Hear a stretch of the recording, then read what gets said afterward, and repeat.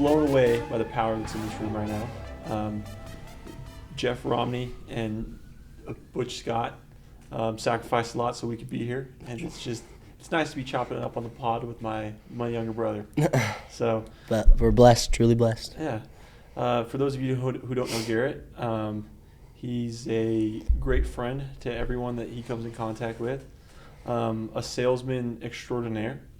He recently started a dating podcast that we debuted right before this. That's true. So we'll clip the link below so you can also check out how to up your dating game. Subscribe. But today we're going to go over the different tips and tricks of the sales world. So Garrett, thanks for being on. Thanks for having me. Kind of like jumping into like a sales journey and stuff like that. I kind of want to let you take us through how you got into sales. Just walk us forward to today. I was lucky. I lucked out. I was born into it. I was born into the sales world. My older brother Dawson set a good example. Worked hard in life, and I heard the success that you had, and I decided that the summer after I graduated high school, I remember I talked to you and with my buddies, and we all decided that we were gonna do summer sales because we had nothing else planned. So we were like, we'll do this and then go on missions and see where life takes us from there. That's cool. One thing where I was jealous of you, because I did it right out of high school too, but it's kind of cool. You got to do it with like 6 or 7 of your best buds, just right out of high school. Because when I went out, it was like me and a bunch of people from Craigslist, and then one of my cousins. And I think it would have been cool to have had like the majority of my high school buddies before I went on a mission go out and do that. And do you look on back like, oh, that was like a special time, or that was like, do you think back a lot on those days, or not really? Yeah, I think back on. I don't think back that much, but like when I see those videos from that summer, it was a good time with those guys. It was like just living out of the house for the first time with a group of guys. I feel like also prepared me for my mission, and just being in an environment where you're with kids your age and you kind of can do whatever you want. It's the first time you're living by yourself, you're buying your own groceries, or you're stealing food from mom and dad's house, something like that. So it was a good time. Cool. So let everyone know where you served. I served in Maryland, or Washington, D.C., North Mission. Cool. And do you feel like you could go out and hit the doors there and be successful? Like for sure. From a pest control standpoint? For sure. Oh, that's good.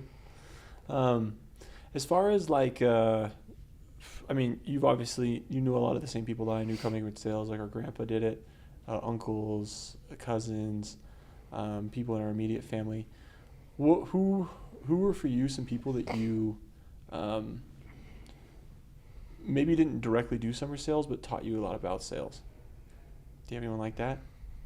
That's not in like the company? Yeah. Maybe coming up, you're like, oh, I learned a lot of different sales tactics from them. No, I'd say most people is just like you, Dad, and like, probably you and Dad. Even though Dad's not like a salesman, but I feel like just like some of the things he teaches. Dad gets sales through like basketball and like sports growing up. He says he doesn't like sales, but he knows sales. Let's talk a little bit about your high school basketball. That'd be a fun place to go back to. Glory days. And you're going to be coaching this year for True. The Salem Hills Skyhawks. Salem Hills, Spartans, basketball. Shout out Spartans. And what are tryouts? Tryouts are October 10th. For any 9th graders that are at the junior high, please come. That'd be good. Are you scared about making cuts at all? I think I'll have Seth do that part, so I'm not too worried. But definitely some complaints, some parents yelling. But I've been prepared for these moments. Cool. What things from like high school sports do you feel like prepared you well for summer sales? Do you feel like where's the crossover in the building of a man? Probably just the consistency. Like if you want to be good, you got to do it every day and you got to work on it. I would just say the consistency part. Cool. Let's go back. I want to talk a little bit again about your first summer. Like just kind of going back to that. Was it easy for you to start? Would you say it was like a hard thing? Like what was like the first couple of days look like, and what are some things you wish you would have known? First few days were rough. I remember it was pretty cold. I remember I didn't know how to like sign someone up. So like I messed up on the first guy I ever sold. I didn't know how to sign him up, and I lost the deal because of it. And I just remember calling you and crying after that because had worked that whole day before that, and I didn't get any sales. And then I worked that day, and I technically had one, but I didn't know how to sign him up. So that day was rough.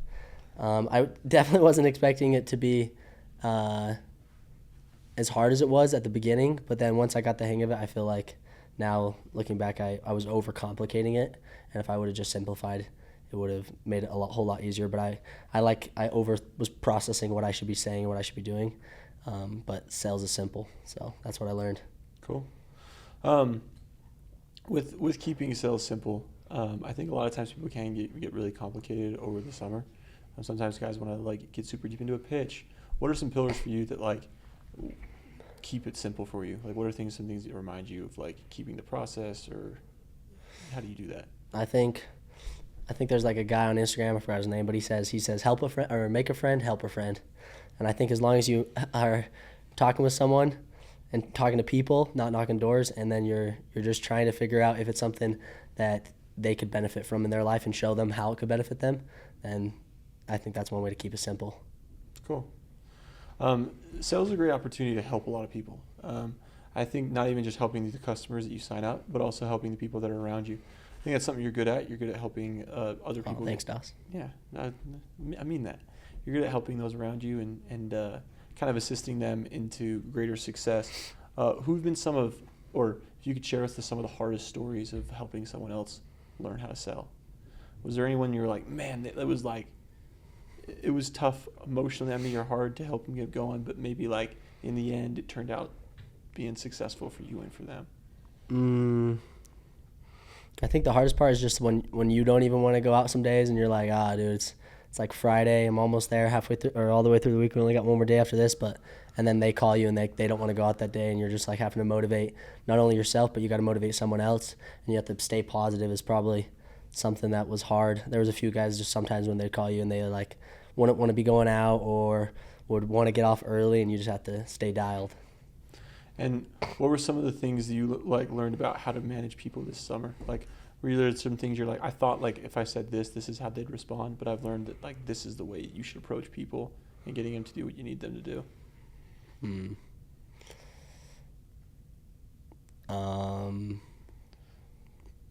Rephrase the question so I can think about it. So, like, I guess for me, like to give you an example, like when I was first starting out leading a team, I would go up to the front of the room and I would make an announcement, and I thought that like because I did it from like a broadcasted sense that everyone would just follow the rules. But then I realized as time went on that I had to grab people kind of individually and figure out almost whatever they were struggling with, and then after I listened to them, helped them with their problem, I could communicate the lesson that they needed to learn on an individual level. And it just brought far greater success because I just reached out in a way that wasn't just the morning meeting. I think a lot of times people think like, oh, I'm going to make a general announcement. Everyone's going to absorb this. But the reality is the majority of the room is stressed out. They're worried about what they did the night before. They didn't sleep because they were watching reels. They called their girlfriend, and then they drank a Monster at 2 a.m. And I think sometimes just making sure that you're also giving people a lot of individual time outside of the meeting, which feels like you're like, oh, I don't want an extra task. But if you really want to like touch people's hearts and influence people's minds, those are the moments when you really do it. Yeah. But do you have any moments like that where you're like, oh, I learned this about leadership. Like this is something that you've got to do in order to really change people's thoughts or get them to do at a greater level? No, I would agree with that. That's like one by one. You gotta, like, there's definitely some of my friends that came out that like sometimes like just in an incentive, like some guys for a pair of shoes they'll do it, and then some guys you offer them a pair of shoes and that doesn't motivate them. Also, just people have different motivations, and some people have higher dreams and goals, and those people you have to help them find their goals and their dreams that they want, and then help them get there. And then some people it's just a pair of shoes that motivate them. So it's just different things for different people. And did you find a new goal throughout the summer, or one that you're like, oh, I'm going to be chasing this next year? Is there anything that you're like, this has provided a lot of motivation or helped me push through tough times? Give me another example. Okay. Like for me, when I went out, I figured out that it wasn't necessarily like the money, or it wasn't necessarily like what I was going to buy at the end of the summer. It was typically who I was going to become, that I was like really fired up about. So I remember like when I would go out for the summer, I actually had this like dorky app that I would just put, like I would visualize my future life on it. I'd put like a picture of like what I felt like was what I was really chasing out through the summer, because I'd get that call from that one rep that I already helped 12 times and or somehow had messed it up again, or I'd look on my app and see that someone had canceled that I'd sold the day before.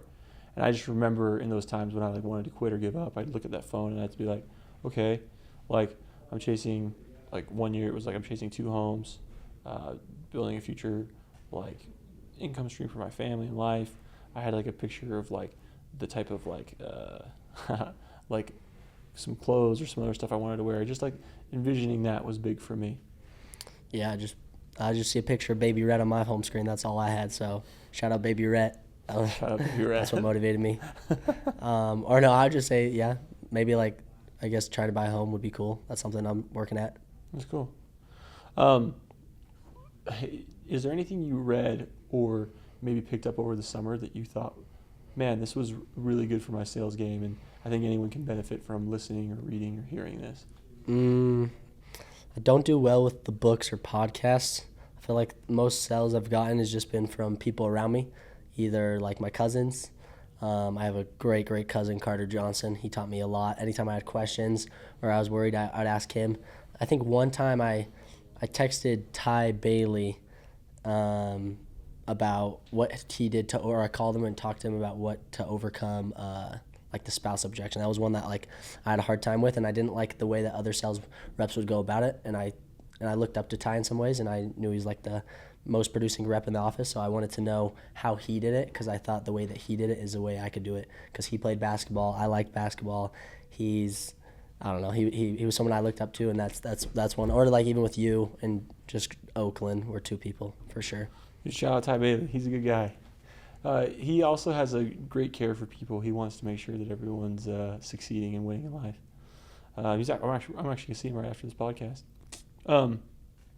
So talk to me really quick on people that are coming up. So next year, Blake and Daniel, they're going to both be coming up through the ranks. Where do you project? Do you think they're going to surpass? They'll never be me. They'll never be me. I'm excited to see those guys go out there and you guys all working with them and seeing kind of what happens. It's going to be fun. So the last descendant of Elizabeth Scott is coming through, and it'd be fun to have them. Be good. Teaching them and coaching them up. Walk me through kind of like your like morning routine. What are some things that you're like, hey, I noticed if I did this in the morning, I would have a better day? And then what are some things that you're like, hey, this derailed my morning during the summer? If I ate B-dubs at night on a Thursday, I couldn't get up the next morning. That was number one. Things I did in the morning. For me, during the summer, I mainly would honestly just get up, stretch, go straight to the meeting, and then go out and sell. I didn't do anything. I didn't have any crazy routines. I just didn't try to do too much other than focus on hitting the hours and doing what I should, and going to just being out to area when I should, and hitting all the doors and the times I said I would be there. Cool. No, I just can't keep the commitment. Yeah. Let's talk about some of the funner moments of the summer. So obviously there's times that are like funny and kind of crazy or a little bit off, but there's also like these times that are I think really fulfilling, or like, oh hey, like this was something that I worked hard at, and like I saw like this outcome come from like the effort I put into an individual. Or where were some moments where you had like aha, like, oh, I felt really good after I worked hard and did this? Like, was there any moments where you're like looking back, that was awesome? I would say always at the end of the summers feels good, pretty good. But packing up the car and throwing your stuff in it. Things like it's just accomplished in the middle of the summer. I think when I hit 100K, I was like, man, I That's pretty much my. But that was only like halfway through the summer, so I was like, I could definitely at least do 200, and then that was one. Another like goal I set. You said like just like a goal that. What was the question? It was like, say it one more time. Maybe we transition. Let's go. As far as like your future goals and like a dream you might have, like what does next summer look like? What are some things you're doing to prep for it? Yeah, like what do you want to change from this year to next?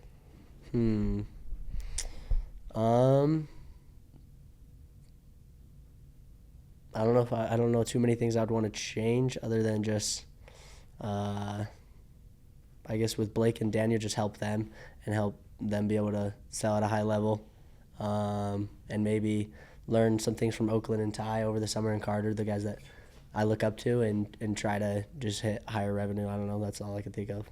Cool. What's some of the who is the every year there was someone that kind of busted me up or made me laugh, or I thought they were like a little crazy, but they provided great content. Was there someone that summer that you were like, man, I had some fun with them? Like they were like I had a funny story or situation. Can I bring up one actually about you really quick? Yeah. So during the summer when you almost killed yourself out there on the doors, like and we ended up in the hospital, like that was kind of crazy. And I remember like being in the hospital bed and getting a call from mom just being like, you're killing my son. Like, what are you doing? Da, da, da. And walk me through, I guess, what was like that experience like? And yeah, just tell us a little bit about the hospital run-in.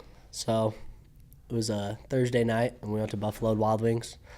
I got 40 wings. So we got the 20 deal. And usually they only let you get double if you get 15. So usually the max is like you get 15 wings and they double it to 30. But this B-Dubs, for some reason, they gave us 20 wings. They gave us 20 wings and then we doubled it and got 40 wings, which usually like that's not allowed at most every B-Dubs you ever go to. And then I don't think I ate all of them, but I had like 30 wings that night by myself, and I got some fries. So I already was feeling sick. We go out the next morning. Around like 2, I was starting to feel sick, and it was like one of the hottest days in the summer, it felt like. And then like coming around 3, I was like I swear I was riding my scooter. Doss doesn't believe this part, but like I was like about to pass out. I believe this part. I go to this guy's house and he's asking me, he's like, hey, are you okay? And then so I laid down in his garage, which I don't think that helped. I think I should have stayed moving and then just got into my car and sat in the AC. But I laid down in his garage, and then everything was going black. And then I like just had the worst headache of my life. I remember. Let's back up. You did call me though, and I did tell you, I was like, hey, I don't think you should knock right now. I think you should go to like It was like a soft, like, hey, bud, like you should probably finish, but that's not true at all. It was kind of like, it was all right. Yeah, and then we went, got an IV. I was at the hospital. Doss fell asleep on the couch. When the doctors came and told the bad news, he didn't even hear. No, I'm just kidding. Doss brought me Domino's pizza, and then I felt better. I didn't know about the B-Dubs, to be honest with you, like when the moment was happening. But I don't know if Domino's pizza is the right thing to like wash down B-Dubs after you got some. It felt like it was. But I'm glad we made it through. Cool.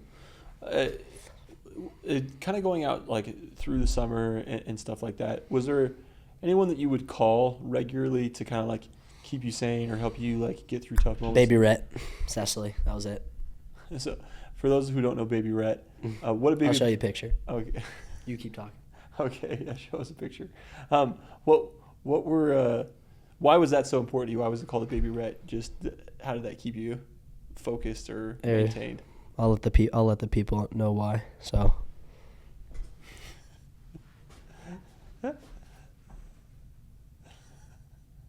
That's Baby Rhett, ladies and gentlemen. And then that's Baby Bo. But he wasn't born yet during the summer. So Baby Rhett was like 2 months old when I left. And then when I got back, he was like 6 months old or 7. So I missed like half that kid's life. So I felt like, dude, I got to make money for this kid, you know? I'm his basically his favorite uncle. I'm the funkle, so I knew I had to provide. That's what motivated me. Oh, cool.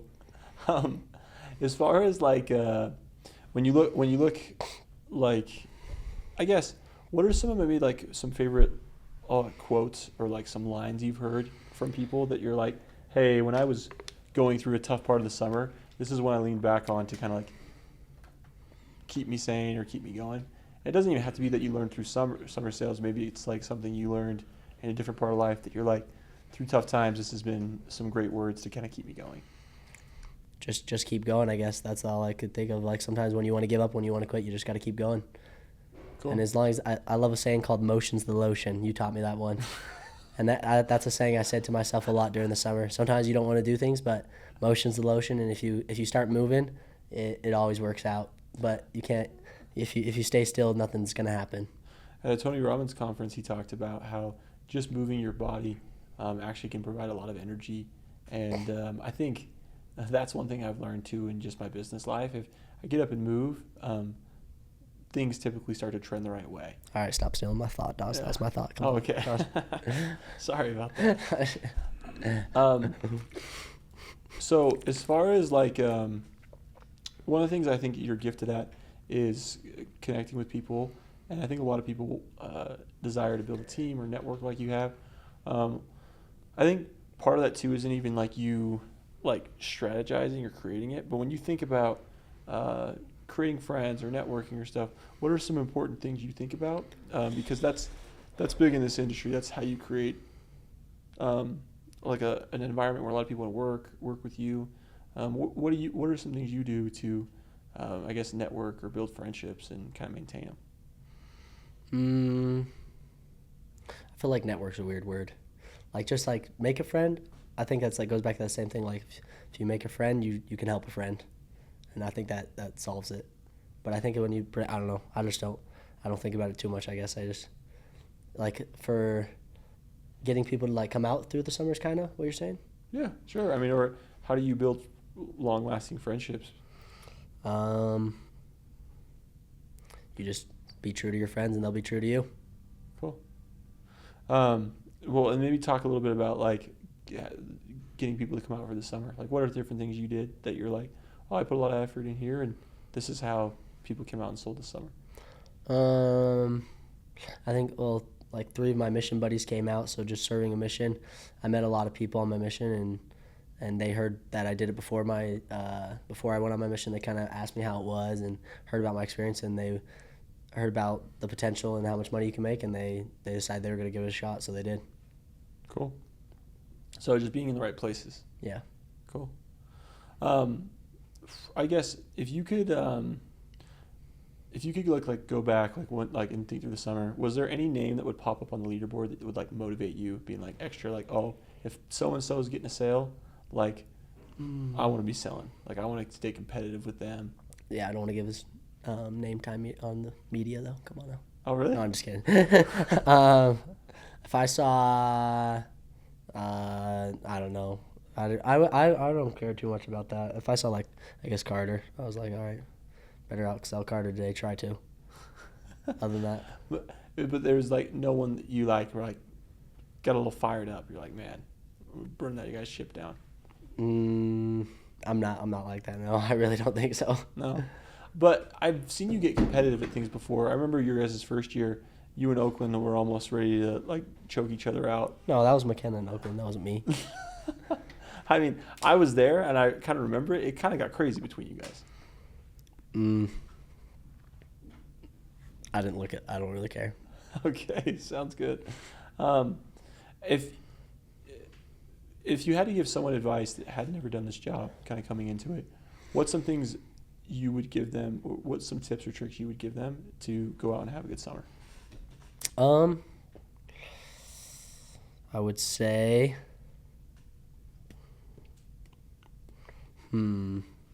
tips and tricks. I think it's hard work. You gotta be expecting to work hard if you want to make money. You gotta put in the hours. You gotta knock the doors. You gotta talk to enough people. You just gotta do the things that I mean you tell everyone to do or Oakland talks about. I don't think there's no like secret tip or secret trick. It's just hard work, and that's work. That's why they call it work. Yeah. Cool. As far as like maybe is there ever anything that you were like, hey, I've always wanted to know how you did this or why you did this like in the business? Like, I mean, you're my brother, and sometimes I feel like when we talk, you'll like Like we always talk about like fun things, and you're good about keeping it like on the most important thing, like family, friends, and stuff like that. Is there ever a business question that you're like, hey, I've always wanted to pose this one or talk about this? Yeah, but now I'm blanking, dude. You asked me. Business question that I would want to ask Dawson Scott. Let's see. This should be on my podcast. Why is this on yours? I guess. With like your very first summer, was it like so Greg, you just decided you were gonna, when did you decide you wanted to sell? I didn't want to sell. Mom made me sell. So I graduated, and then like Mom told me like, hey, are you gonna pay for your mission? And I was like, I thought you guys were gonna pay for it. And then she told me no, they weren't gonna do that. And if I wanted to go, I'd already had my call at this point. He's like, I was gonna have to go out and sell. And so I was like, okay. And then packed my stuff up and went out to Texas. Greg's? And then I got there and I was like, man, I really don't want to do this. Once I like got out of the car, and I went behind a green box and started crying because I didn't think I could do it. And then I called Greg and he told me, you can keep doing it. You'll be fine. And then eventually I did it. It kind of goes back to that thing, like you said, just keep going. Just keep doing it. Just keep swimming. Cool. Finding Nemo. I love it. Well, if you could leave the whole company with like one last thought, what would it be? Well, what's one thing that you're like, hey, overall this will improve lifestyle and... Oh, that's hard, dude. One thing, I would say the law of attraction. My grandpa Butch, he's a wise man, or my grandpa and Dawson's grandpa, Butch Scott, he taught me the law of attraction.